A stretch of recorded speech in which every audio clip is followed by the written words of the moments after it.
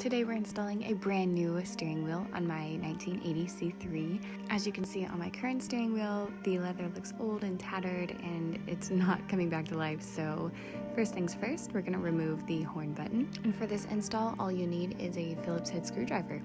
Now we're going to take out these first 3 screws here. I also recommend disconnecting the battery because the horn will go off. You'll see these are a bunch of brackets and shims with the horn contact point.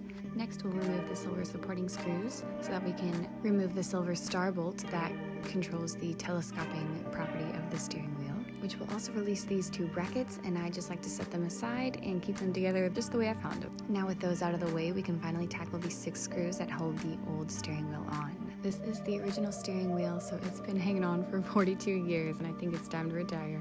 Now you can see inside here, the little horn button does like to pop out, so we're gonna have to get him and put him back in his little spot with the spring. And it's officially time to switch over to the new steering wheel. I'm gonna go ahead and put the star bolt back in just for the stability. It'll just make it easier putting this new steering wheel back on. So we're gonna put all the screws on here.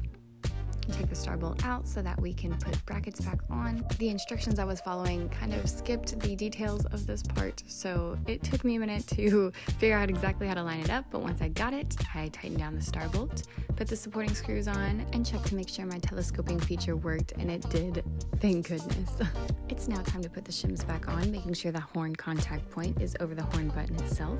We're going to screw down these 3 screws, make sure everything is nice and tight, and finally we can put the horn button on once it's nice and level. Just press that baby on. If you've got no leftover parts, just reconnect the battery and try out the horn, make sure it works, and then you're all finished. And look at this beauty.